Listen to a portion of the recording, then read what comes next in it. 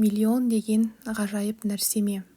Адамдардың көпшілігі бір жылда қол жеткізетін нәрселерін асыра бағалайды да, 10 жылда қол жеткізетіндерін жете бағаламайды. Джим Рон амбиция үстемдігі. Өзгерістерге алып келетін 5 деңгей. Өзгеріс жүзеге асатын 5 кезең бар. Алысты көздейтін өзгерістер осы 5 кезеңнің әрбір кезеңінде өзгерістер орын алған жағдайда ғана жүзеге асады. Бірінші деңгей. Сіздің қазіргі өмір сүру жағдайыңызға көңіліңіз толмайды. Жағдайды өзгерту үшін әрекет ету керек. Мысалы, сіздің жазу үстеліңіз хатқа толып қалған. Үстеліңіздің бетінің қандай түсте екенін еске түсіру үшін үстеліңіздің үстін реттей бастайсыз. Екінші деңгей. Сіз қалаған нәтижелеріңізге қол жеткізе алмай жатырсыз. Жалғыз әрекеттің жеткіліксіз екенін түсінесіз. Әрекеттеріміз проблеманы шешуге бағытталуы керек.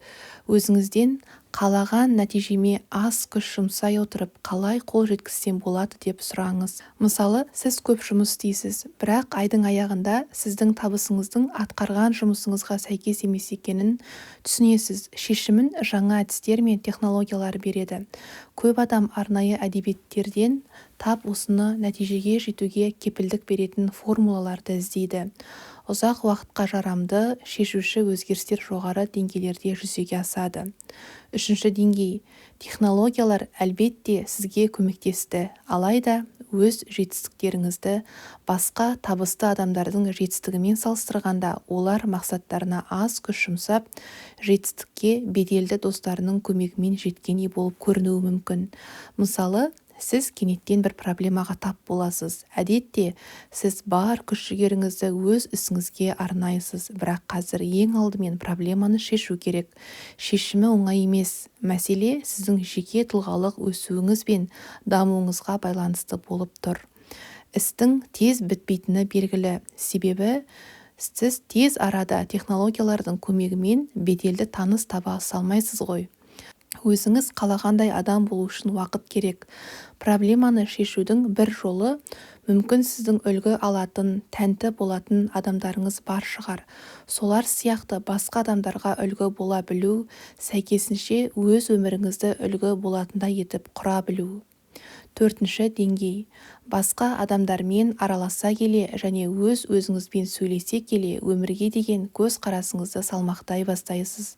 Біздің өмірге қарап отырған көзілдірігіміз керемет әлемімізді джунглиге айналдырып жіберген. Онда өмір үшін бір-бірімен жанталас қана көрінеді. Мысалы, ешкімге сенбейтін адамдар болады. Олардың бірнеше рет адамдардан көңілі қалған, сондықтан да сақтықпен әрекет етеді. Олар барлық нәрсеге сенімсіздікпен қарап, барлығының бойынан тек кемшілік іздейді. Көп жағдайда мұндай адамдар өздеріне өздері кедергі болады. Өйткені айналасындағы адамдар олардан аулақ жүруге тырысады. Мұндағы аурудың емі біреу ғана. Әлемді басқаша көретін жаңа көзілдірік, жаңа әйнек алу керек. Шынайы өмір сан қырлы, бірақ біздің шынайы өміріміз оны қалай қабылдайтынымызға байланысты. Егер өмірге жаңа көзілдірік арқылы қарасақ, әлем басқаша болып көрінуі мүмкін. Менеджменттен дәріс беретін атақты оқытушы Стефан Кови мынадай оқиғаны айтып берді. Бірде баяндама оқу үшін бір іс-шараға кетіп бара жатады. Ол жолда баяндамасына дайындалмақшы болады. Осы кезде вагонға 3 бала мен 1 ер адам мінеді. Балалар айғайлап, шулап, орындықтарға секіріп, жолаушылардың мазасын алады. Балалардың әкесі оларды сабырға шақыруға тырыспаған. Ол тек терезеге қарап отыра берген. Балалар одан ары шулай түседі. Олар орындықтарға шығып, секіріп, тіпті кейбір жолаушыларды жұлқылай бастаған. Бір кезде олар бір әйелдің шашына жабысады. Алайда әкесі түк болмағандай отыра береді. Стефан Ковидің шыдамы таусылады. Өзін әрең ұстап, орнынан жылдам тұрып, ол отағасына: «Кешіріңіз, балаларыңыздың барша жұрттың мазасын алып отырғанын көрмей отырсыз ба? Оларды тәртіпке шақырмайсыз ба?» дейді. Өзін ашуға бой алдырмай жасаған ескертуіне риза болған ол орнына қайта отырады. Әкесі ойын бөліп, баяу Ковиге бұрылады да: «Иә, балаларымның әрекеті үшін және оларға назар аудармағаным үшін кешіріңіз. Менің әйелім, балаларымның анасы бірнеше сағат бұрын қайтыс болып еді. Мен әрі қарай қалай өмір сүру керек екенін білмеймін. Мен және балаларым бұны аяғына дейін сезіне алмай отырмыз. Олар өздерінің сезімдерін осылай білдіріп жатса керек. Өтінем, кешіріңіздер депті. Бізді де, біздің айналамызды да бақытты ететін көзілдіріктер бар шығар бәлкім. Біз барлығына ақ-қара әйнектен қарамауымыз керек. Қателіктер мен жағымсыз әрекеттерді емес, мүмкіндіктерді көрсететін көзілдіріктер бар. Ақшаны күш ретінде, соғыстың қаруы ретінде, адамдарды сараңдық пен жалғыздыққа апаратын құрал ретінде көретін көзілдірік те бар. Біз мәселенің бәрі көзқараста екенін түсінуіміз керек. Дәл осылай ақшаға басқа көзқараспен қарауға да болады. Біз көзілдірігімізбен ақшаның көмегімен ауруханалар салынып жатқанын, ашыққандарға көмек беріліп жатқанын, адам өмірін ұзарту үшін жағдайлар жасалып жатқанын көре аламыз. Ақшаның көмегімен өмірді жақсартуға, көптеген жақсы істер істеуге болады. Ал өзіңіз айтыңызшы, қандай көзілдірікпен бай және бақытты боласыз? Өзгерістерге алып келетін 5 деңгейдің 5-шісі. Жеке тұлғамыз бен өзімізге көзқарасымызды өзгерте отырып үлкен өзгерістерге қол жеткіземіз. Мысалы, Хайнц Хартиг сатушы болып жұмыс істейді. Ол ерінбей, жалықпай, бар ынтасымен жұмыс істейді және жұмысқа қажетті барлық дағдыға ие. Ол сыйлы, адамдар оны жақсы көреді. Ол клиенттеріне досына қарағандай қарайды, олардан пайда табуды ғана ойламайды. Ол клиенттерге кеңес береді, олардың сеніміне ие. Бұл әрине жақсы, алайда айтарлықтай нәрсе емес. Мұнда мәселе Хайнц Хартигтің өзін кім деп санауында. Егер ол өзін сатушымын деп ғана ойласа, клиенттерге жағынуы керек. Бірақ өзін маманмын деп ойласа, онда клиенттердің өзі оған қызығушылық танытады. Хартигтің көптеген шешімі мен әрекеті оның өзін сатушы немесе маман ретінде санауына байланысты өзгерер еді. Өзіне көзқарасың бұл ұдайы орындалып кететін көріпкелдігің. Менің барлық жағдайда өзін құрбан ретінде көретін компаньоным болды. Ол барлығы оны ұдайы алдап кететініне сенімді еді. Ол барлығы жаман деген көзілдірік киіп жүретін. Шынында да оны бір фирма 3 рет алдап кетіп, көп ақша жоғалтады. Бұл оның үнемі алаяқтардың құрбаны болатынына сенімін нығайта түседі. Ол бұл әлем үшін тым аңқаумын деген ойда болды. Өкінішке орай ол алдаған фирмамен келісімшарт шарттарына байланысты келісімді жоя алмайды. Оны өзі де қаламайтын еді. Бұл жерде оның құрбандық рөлі расталып тұр еді. Ол өзінің негативті көзқарасын маған да жұқтырды. Ұдайы Шеффер мырза, абай болуымыз керек деп айтып отырар еді. Бір күні өзімді онымен бірге қорғаныс жоспарын құрып отырған жерімнен ұстап алдым. Жаңа кәсіпорындағы алғашқы қадамымызды қорғаныс жоспарынан бастауымыз ақылға сыймайтын әрекет еді. Біріншіден, бізде әлі қорғайтындай ештеңе жоқ болатын. Екіншіден, менің көзқарасыма қайшы болатын. Мен кез келген келеңсіз жағдайдың өзінен позитивті аспект іздеймін. Мен барлығы жақсы болатынына нық сенемін. Мен үстелді алақанымен сар еткізінде, болды, жетер, бұл туралы ойлағым да келмейді. Одан да сізді 3 рет алдаған әрекеттен қандай жақсылық ала алатынымызды анықтап көрейікші дедім. Менің серіктесім қып-қызыл болып, ашу қысқаннан шашалып қала жаздады. Жақсылық? Есіңіз дұрыс па деді. Сонымен біз оның сәтсіздіктерінен жақсылық іздеуге көштік және оны таптық та.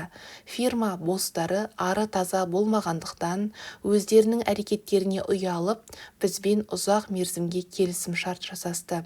Біз бір келіссөздің барысында қомақты ақшаға қол жеткіздік. Кітаптар. Сіз әрбір байдың үйінде кітапхана бар екенін байқаған боларсыз. Қалай ойлайсыз, сол байлар кітапхананы кітап сатып алуға мүмкіндігі болғаннан кейін ғана ұстай ма, әлде көп оқығаннан бай болып отыр ма? Бір дана адам өзі оқыған кітаптарының жиынтығы деген екен. Кітап оқудың не маңызы бар? Бір жағынан біз жаттаған әрбір сөзден жаңа идея туындайды. Ал идея баға жетпес байлық. Біздің табысымыз біздің лексикамызға пропорциялы түрде өседі. Бүгінде біздің артықшылығымыз кітаптың өміріміздің ажырамас құрамдас бөлігіне айналуы. Бұл үнемі мұндай болған жоқ. Егер сіз өткен ғасырдың студенті болсаңыз, сізде ешқандай кітап болмаған болар еді. Мен кітаптардан көп жылғы тәжірибелер мен зерттеулерді небары 1 сағаттың ішінде тауып алуды бүгінгі күннің жетістігі дер едім. Біз өткеннің қателіктерін қайталамауымыз керек. Барлық білім кітапта жазылған. Оларды тауып оқуымыз қажет. Біз ақпараттар ағымына қарай қозғалуымыз керек. Біз ой еркіндігіне, басылым еркіндігіне иеміз, және кітап шығаратын станок та әлде қашан ойлап табылған. Сіз бұл мүмкіндікті қалай пайдаланып жатырсыз? Өміріңіздің 5 саласына байланысты кітаптарды оқисыз ба? Аптасына 2 кітап оқитын болсаңыз, жылына 100 кітап болады. 7 жылдан кейін ол 700 кітап болады. Осы 700 кітап сізді өзгертетініне сенесіз бе? Сіз мен оны қалай жасаймын, менің уақытым жоқ деуіңіз мүмкін. Олай жылдам оқу техникасына үйрететін кітап оқыңыз, өйткені уақыт өте қымбат. Сіз небары 3 сағат жаттығу арқылы оқу жылдамдығын арттыра аласыз. Онда сіз минутына 1000 сөз оқитын боласыз. 300 беттік кітапты 2 сағатта оқып шығасыз. Уақытты үнемдеу үшін тағы бір кеңес: сіз қызықты бір адаммен таныстыңыз делік. Уақытыңызды жай әңгімелерге жоғалтпай, оның қандай кітап оқығанын сұрасаңыз, ол қызық деп тапқан 2-3 кітап туралы сұраңыз. Уақытты үнемдеу үшін тағы бір кеңес: сіз қызықты бір адаммен таныстыңыз делік. Уақытыңызды жай әңгімелерге жоғалтпай, оның қандай кітап оқығанын сұраңыз. Ол қызық деп тапқан 2-3 кітап туралы сұраңыз. Ол кітаптарды неге жақсы деп ойлағанын сұраңыз. Осылайша сіз кітапты сүйетін адамнан тегін кеңес аласыз. Бірнеше минут ішінде ол кітаптарды оқығыңыз келе ме, жоқ па екенін шешіп аласыз. Осылайша мен кітаптан ой қазынасын таптым. Сіздің жеке табыс журналыңыз. Журнал – бұл бос кітап. Сіз өзіңіз жазатын кітап.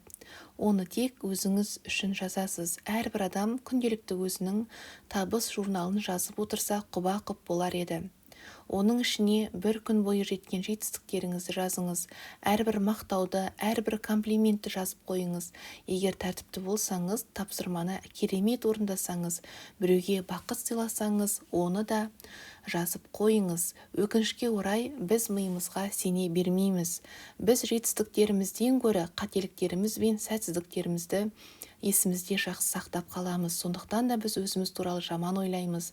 Біздің айналамыз бен тәрбиеміз де осы негативті тенденцияны қолдап тұрады. Осылайша біз жас баладай бір ияға 17 рет жоқ деп жауап береміз. Бұқаралық ақпарат құралдарынан алатын ақпаратымыздың 80% негативтен тұрады. Сондықтан да осылардың бәріне төтеп беріп, өзің туралы жақсы көзқарасыңды сақтауға тырысу керек. Ұлы адамдардың бәрі өзіне кейін күнделік қалдырған. Олар атақты болмас бұрын және жаңалықтарын ашпас бұрын өте ертеден-ақ күнделік жаза бастаған екен. Олар ол кезде өздерінің әйгілі болатынын білген жоқ. Мүмкін осы жазбалар олардың табысқа жетуіне мүмкіндік берген шығар. Қалай болғанда да ол жазбалар бізге олардың позитивті ойларын жеткізіп отыр. Өзіңіз туралы жаза бастағанда өзіңізге байыппен қараңыз. Осылайша өз-өзіме сенімімді арттыра түсемін. Жылдар өте келе табыс журналына қоса мен идеялар журналын, басыма келген барлық идеяларды, қарым-қатынас журналын, қуанышқа бөлейтін барлық нәрселерді, таным журналын, өз қателіктерім арқылы үйренген нәрселерімді және басқа да журналдарды жаза бастадым. Сенімділік деген кездейсоқ нәрсе емес. Біз ешқашан өзімізге жеткілікті мөлшерде сенімді бола алмаймыз. Табысқа жету жолында тоқтап қаламыз да ары қарай жылжимыз. Қозғалысымыз өз-өзімізге сенімдіміз бе, алға қадам баса аламыз ба, соған байланысты. Өзіне сенімсіз адамдар тәуекелге бара алмайды. Ал тәуекелге бармайтын адам, ол ештеңе істемейтін, ештеңеге иелік ете алмайтын адам. Айырмашылық осы сенімділіктің бар жоқтығында, және бұл сенімділікті табыс журналы нығайта түседі.